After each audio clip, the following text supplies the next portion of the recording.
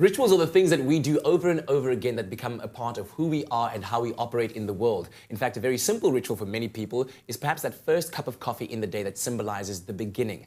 Now, for families and parents, it might be how you celebrate holidays or birthdays, but regardless of what the rituals are, they become an integral part of the fabric of family life. And joining us in studio to speak about the importance of developing your own family rituals or traditions is creative parenting expert NIkki Bush. Always a pleasure to have you with us. Thank you, Kat. So what are the benefits of having or developing those family rituals?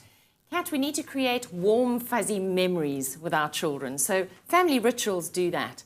And they create belonging, bonding, togetherness, and an emotional anchor into your family's value system. And that's very important today. Yeah. And I mean, we're talking about living in an age of technology and consumerism where there's this interference between the parent-child relationship. You know, there's messages coming from all kinds of directions. So how do parents fight this interference? So I call this the noise of technology and the clutter of consumerism.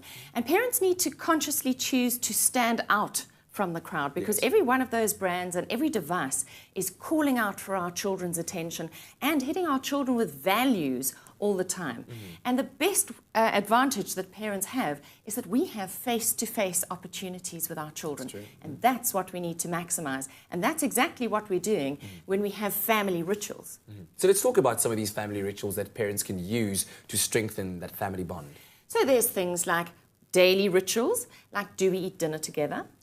Do we have candles around the dinner table? You know, that could be a ritual. Do we have some kind of sharing ritual? And I call it the sweets and the sours game, where we share something negative that happened and we label the feeling that it evoked, and then something positive that happened. And that's something that really gets the conversation going around the dinner table. Then it could be bedtime rituals. Every child has different bedtime rituals. Which bunny and bear do you kiss goodnight? Do your parents tickle your back?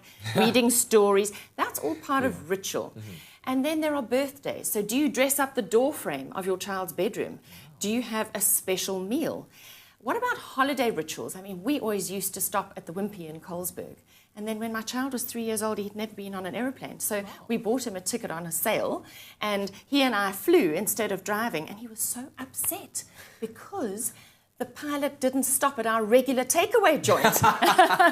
That's brilliant. Wow, it's actually such an important part, because I remember growing up, when my grandmother was still around, one of the most important rituals that we had was after my grandfather had made us breakfast, we would all talk about what we dreamt about the previous night. And that made it a part of our start of the day. So it's a really important thing. So you see, this becomes part of the fabric of your life, the story that you will tell one day. Wow. Absolutely brilliant stuff. Wow. If you have stories to share about your family rituals, please do so on our Facebook page, Expresso Morning Show SABC3. And of course, we'll continue our chat with NIkki a little bit later on.